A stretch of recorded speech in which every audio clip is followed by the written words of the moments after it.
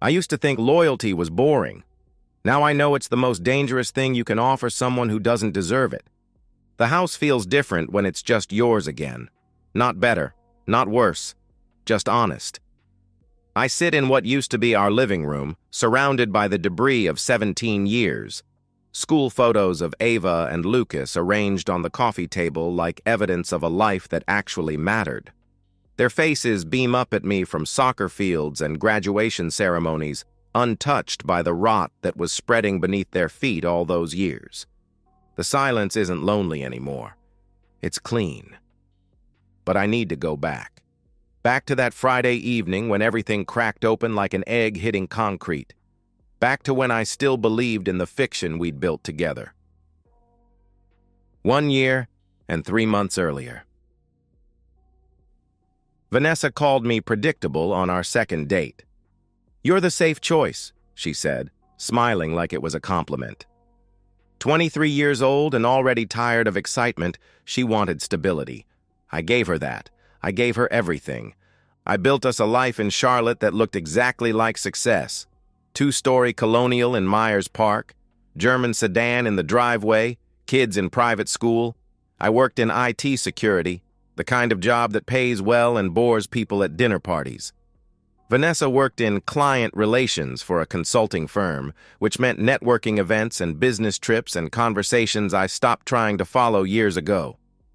She called me boring at least once a week, sometimes fondly, like pet names. "My boring husband, fixing another broken thing," she would say, sometimes with an edge that cut deeper than she pretended. "We both knew the spark was gone," she would tell me later. "I thought marriage was supposed to be boring. I thought boring meant safe." The Friday it all unraveled started like every other Friday. Vanessa left early for a client breakfast.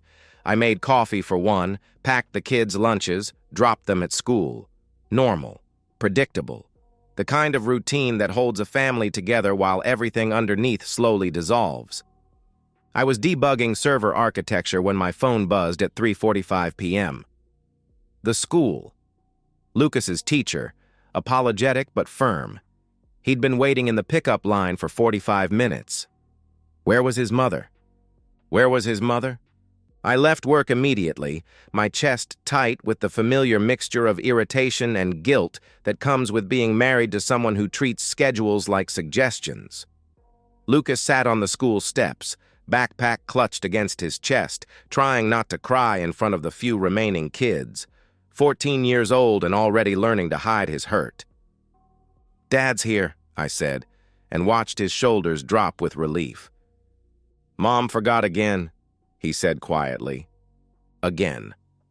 I called Vanessa from the car. It went straight to voicemail. I called again. Same thing. By the time we got home, I'd called 6 times. She walked through the door at 7:30, carrying takeout bags and wearing the smile she reserved for cover-ups. Sorry. Client lunch ran late, then my phone died. "I brought Thai food to make up for it," she announced. Smooth, practiced, the kind of lie that comes from experience. I watched her set the table, chattering about her day, apologizing to Lucas with theatrical remorse. She was good at this, better than someone should be at lying to their family. "Your phone was off for 4 hours?" I asked. "Dead battery. You know how these things are," she replied. I almost believed her. 17 years of marriage teaches you to swallow doubt, to choose peace over truth, to trust the person sleeping next to you even when your gut says run. But then she went to charge her phone. The Apple Watch she'd bought herself for Christmas was sitting on the kitchen counter, the screen lighting up with notifications she'd missed while her phone was dead. Text after text, scrolling past like evidence of a different life. Connor, 3:12 p.m. Meet me at the Omni, room 1247. Connor, 3:45 p.m. You coming? I'm already here. Connor, 4:15 p.m. Vanessa? Everything okay?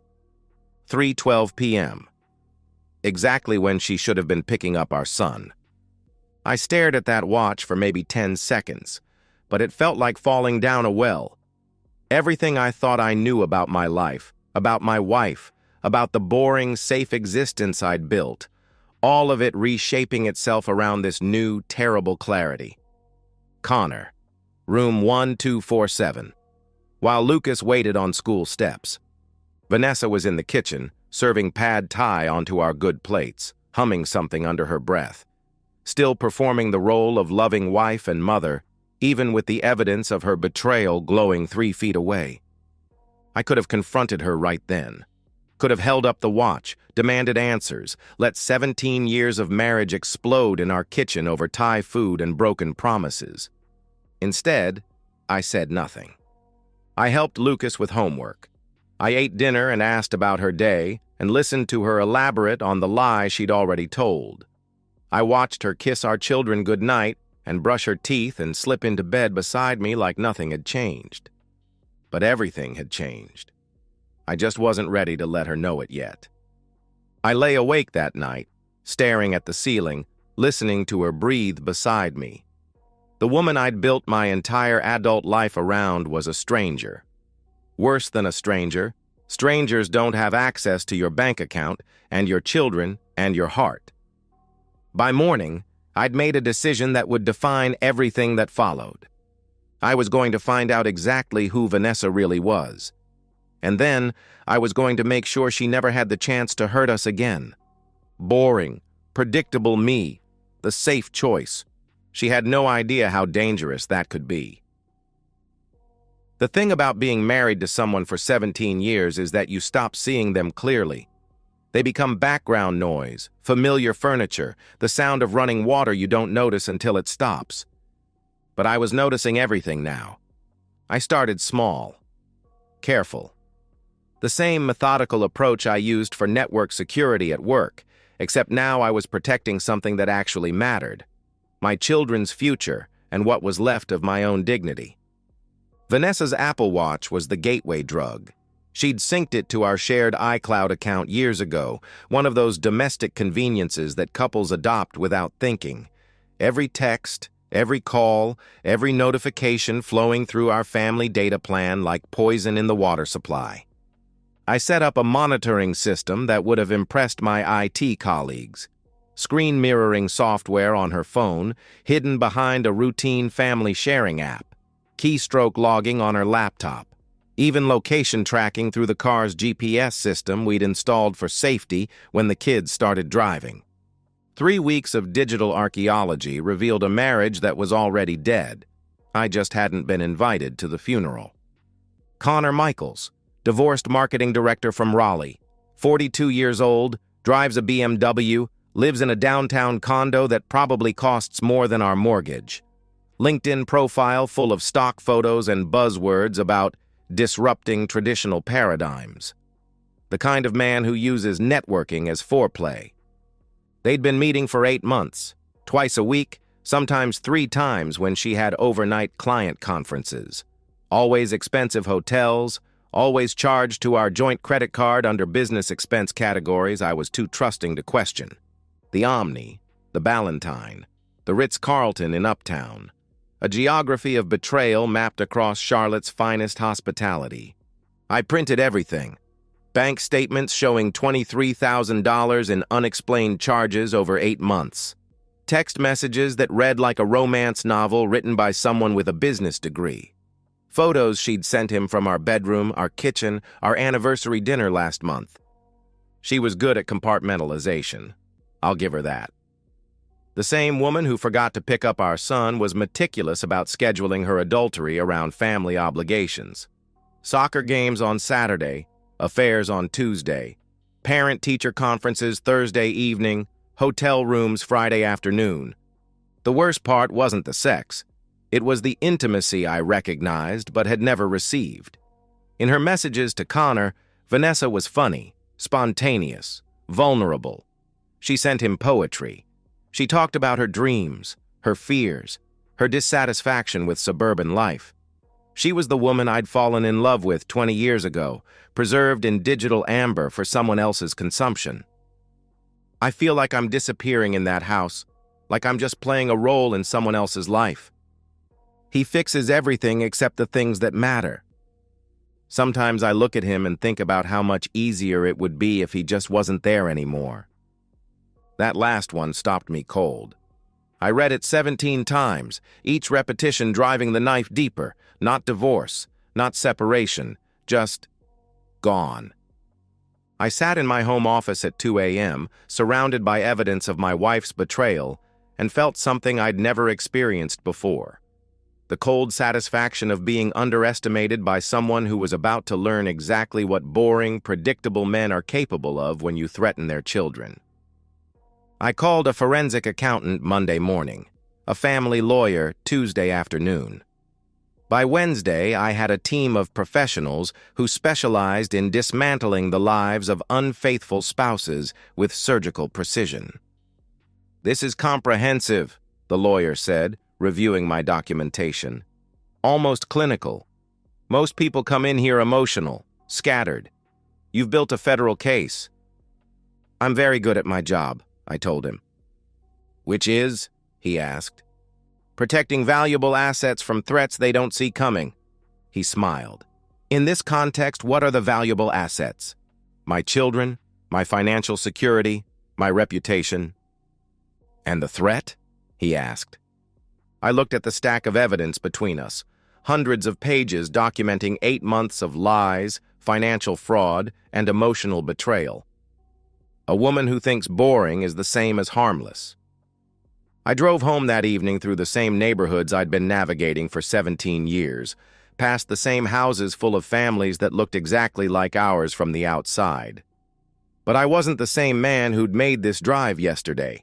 I was someone new, someone dangerous, someone who was about to give Vanessa the most interesting conversation of her life. I picked Thursday evening for the confrontation, not because it was special, but because it was perfectly ordinary. Kids finished with homework, dinner cleaned up, the house settling into the rhythm that had defined our family for years. If our marriage was going to die, it would die in the kitchen where we'd built it, surrounded by the domestic props of a life that was already over. Vanessa was loading the dishwasher when I set the folder on the counter. "What's this?" she asked, not looking up from the plates. "Everything," I replied. Something in my voice made her turn around. I watched her face as she opened the folder, saw the exact moment when her performance ended and the real Vanessa emerged, calculating, defensive, and completely unprepared for the depth of what I'd discovered. Bank statements, hotel receipts, screenshots of text messages, Connor's LinkedIn profile printed in color, 8 months of evidence arranged chronologically like a timeline of betrayal. She flipped through the pages slowly, and I realized I was watching a masterclass in damage control. No surprise, no shame, no tears. Just the cold assessment of someone deciding how much to confess versus how much to deny. "How long have you been spying on me?" she asked. "How long have you been stealing from us?" I countered. She closed the folder and looked at me directly for the first time in months. "We're adults, David. We both knew the spark was gone." The spark. 17 years of marriage, 2 children, a house, a life, reduced to a missing spark. "Is that what you call it when you spend our children's college fund on hotel rooms?" I asked. "Don't be dramatic. It was a few dinners, some overnight stays. $23,000, I replied. That stopped her. I watched her recalculate, probably trying to figure out if I was bluffing. "You work, you come home, you fix broken things. That's it. You're not interesting anymore, David. You haven't been interesting in years," she said. There it was. The truth she'd been hiding behind politeness and routine. I wasn't a husband who'd been betrayed. I was a man who'd failed to keep his wife entertained. "So you decided to find someone who was," I said. "I decided to remember what it felt like to be alive," she replied. "While our son waited at school for 45 minutes, I countered. For the first time, she flinched. "That was an accident." Number. "That was priorities," I pressed. I opened my own folder, the one I'd prepared for this moment. divorce papers, financial disclosure requirements, custody agreements, a forensic accountant's report documenting every fraudulent charge, character witness statements from the kids' teachers about missed events and forgotten obligations. "This is what's going to happen," I said, my voice steady in a way that surprised both of us. "Monday morning, these papers get filed. The bank gets notified about fraudulent charges on our joint accounts. Your employer gets a copy of the financial investigation. The kids get told the truth about why their mother was too busy to pick them up from school." She stared at the papers like they were written in a foreign language. "You can't be serious." "I've never been more serious about anything in my life," I replied. "David, we can work this out. We can go to counseling. We can what? Fix this? Like I fix everything else?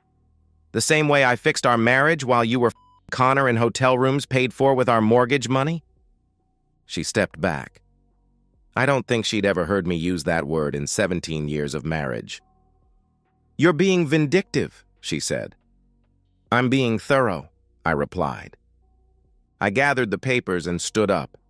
The kitchen felt smaller suddenly, like the walls were closing in around the life we'd built and destroyed in this same space. "I trusted you with everything," I said. "My money, my children, my reputation. You took all of it and gave it to someone else. And when I catch you, you tell me it's my fault for being boring." "That's not," she stammered. "It is exactly what you said. You want interesting? This is going to be very interesting." I left her standing in our kitchen, surrounded by evidence of her own betrayal, finally understanding that the boring, predictable husband she'd taken for granted had become the most dangerous person in her life. From upstairs, I could hear Ava practicing piano and Lucas playing video games with his friends. Normal sounds of childhood, blissfully unaware that their world was about to change forever. But it was going to change on my terms, with my timeline, according to my plan. For 17 years, I'd been the safe choice. Now I was going to show her exactly how unsafe that could be. Family court smells like industrial disinfectant and broken promises. I'd been dreading this moment for months, but sitting in the gallery watching Vanessa's lawyer shuffle through papers with increasing desperation, I felt something unexpected. Peace. Not satisfaction. Not revenge. Just the quiet certainty that comes from seeing a long game played to its inevitable conclusion. Judge Morrison was a woman in her 60s who'd been hearing family dissolution cases for 20 years.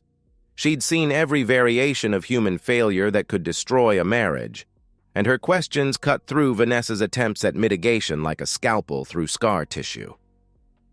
"Mrs. Patterson, can you explain to the court why you were unreachable during the time you were supposed to collect your minor son from school?" the judge asked. Vanessa's lawyer had prepared her for this. I could see it in the way she straightened her shoulders, arranged her expression into something resembling maternal concern. "Your Honor, I was in a client meeting that ran longer than expected. My phone battery died, and I lost track of time. It was an isolated incident." The judge cut her off. "According to the school's records, your son has been left waiting for extended periods on 7 separate occasions over the past 8 months. Would you characterize those as isolated incidents as well?" 7 times. I hadn't even counted all of them. "There may have been other times when—" She hesitated. "Mrs. Patterson, were you or were you not in room 1247 at the Omni Hotel during the time your son was waiting to be picked up from school?" The courtroom went quiet. Vanessa's face went white. Her lawyer tried to object, but Judge Morrison cut him off with a look that could have frozen blood. "Answer the question, Mrs. Patterson." "Yes, I was," she replied weakly. "And the purpose of this hotel visit?" the judge asked. Silence. The kind of silence that admits everything. "Your Honor, I don't see how my client's personal life—" her lawyer tried to interrupt. "I'll tell you how it's relevant, counselor. This court is tasked with determining the best interests of 2 minor children. When a parent repeatedly chooses extramarital affairs over basic parental responsibilities, that becomes very relevant indeed." I watched Vanessa's composure crack.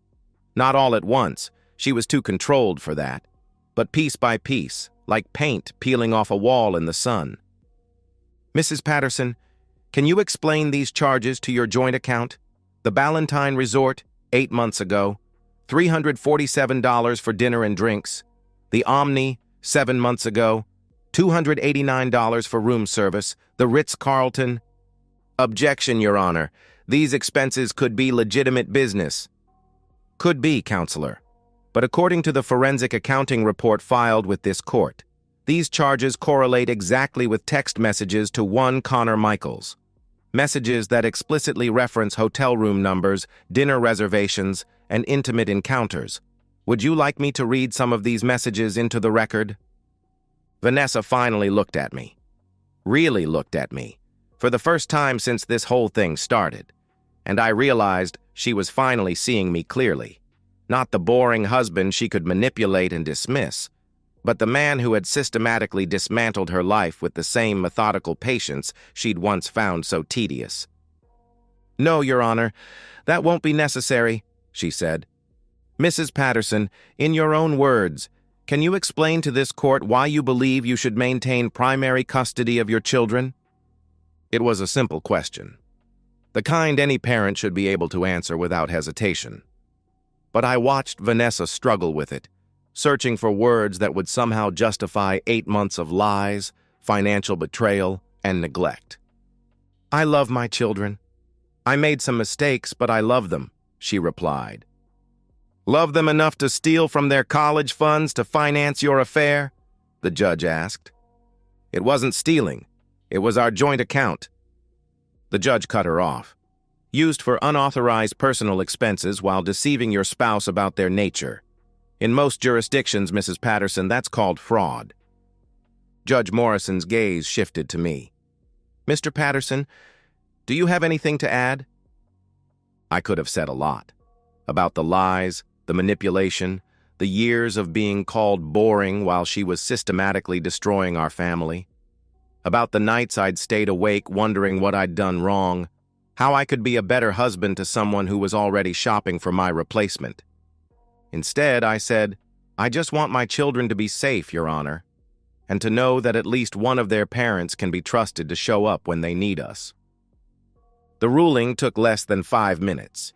Primary custody to me, supervised visitation for Vanessa, asset division that accounted for her fraudulent use of marital funds, character assessment that would follow her into any future custody disputes. As we left the courthouse, I walked between Ava and Lucas, their silence heavy with the weight of everything they'd learned about their mother over the past few months. 16 and 14 years old, forced to grow up all at once because one parent decided her happiness mattered more than their stability. Vanessa caught up with us on the courthouse steps. "Kids, I know this is hard to understand, but—" Lucas turned to look at her.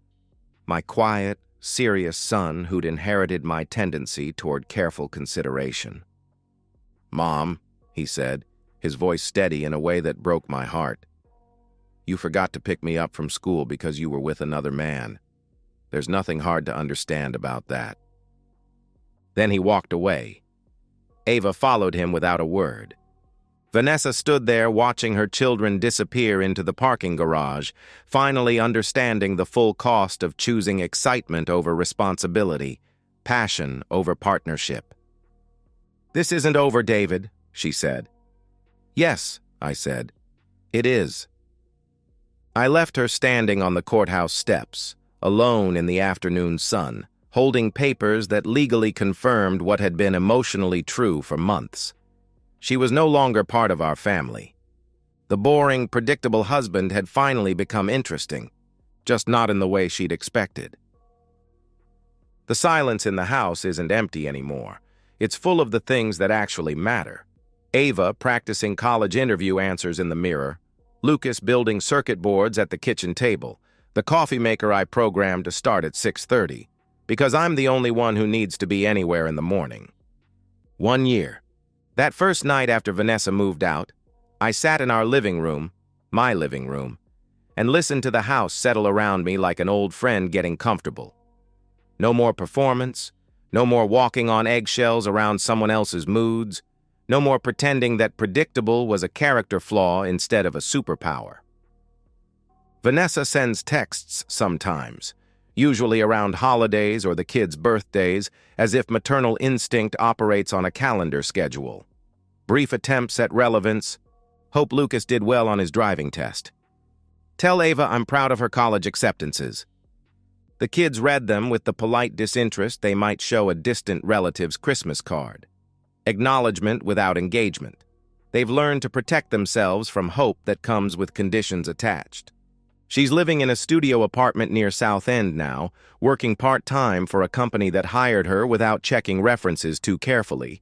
The Charlotte professional network she'd cultivated so carefully turned out to have excellent information-sharing protocols. Word travels fast in consulting circles when someone gets fired for embezzling expense accounts. Connor stopped returning her calls about 6 months after the divorce was finalized. Apparently, the excitement of an affair loses its appeal when it becomes just another relationship, complete with baggage and consequences, and a woman who needs more than hotel rooms and stolen afternoons. I don't feel sorry for her. I don't feel vindicated either. Mostly, I feel like someone who survived a car accident, grateful to be alive, aware of how close I came to losing everything that mattered. Ava got into Carolina with a partial scholarship. She's planning to study psychology, which probably means she'll spend the next 4 years figuring out how her mother's betrayal shaped her understanding of trust and commitment. She talks about it sometimes, late at night when we're both in the kitchen making tea and avoiding the silence that used to feel dangerous. "Do you think she loved us?" she asked me last month. "I think she loved the idea of us," I said. "The family that looked good on Christmas cards. She just didn't love the day-to-day work of actually being part of it." "Is that enough?" she asked.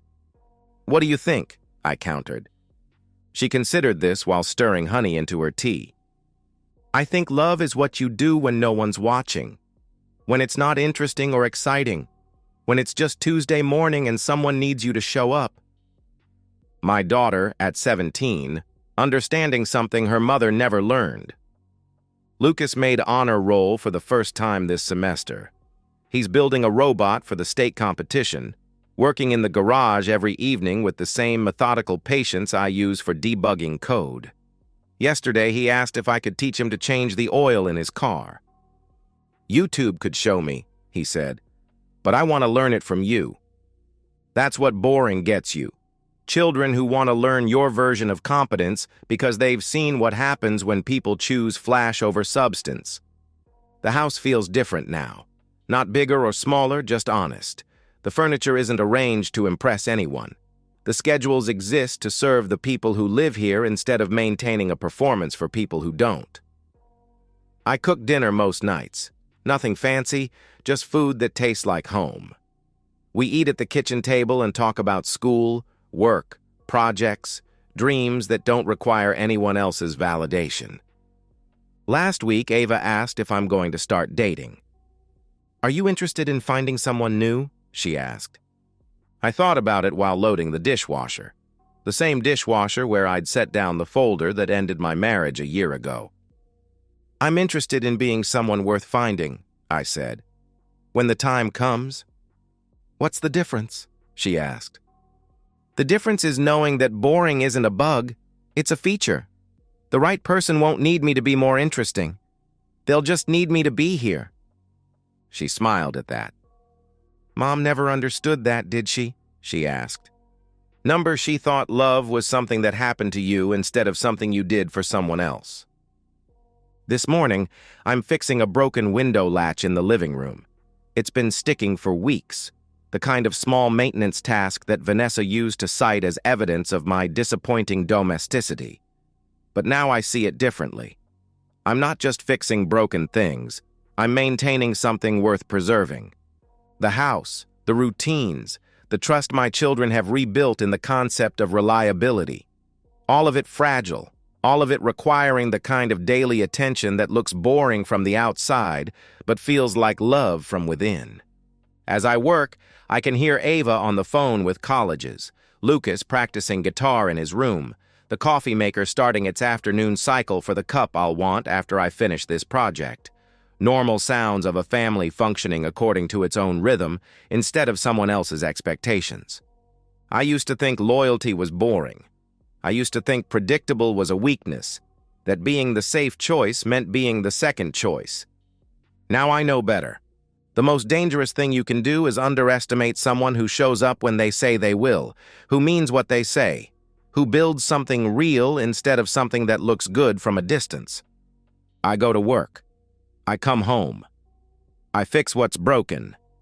And I find deep satisfaction in a life that someone else found too small to contain their restless hunger for something more interesting than love.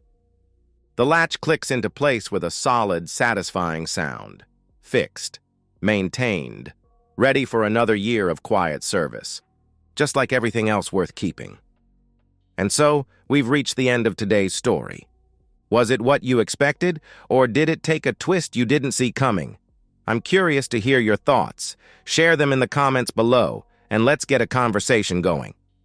If this story kept you hooked, make sure to hit that like button. And if you're new here or just haven't subscribed yet, now's the perfect time to join our community. I bring you fresh, captivating stories every day, so click that subscribe button and turn on notifications so you never miss out. Thanks for watching, and I'll see you in the next one.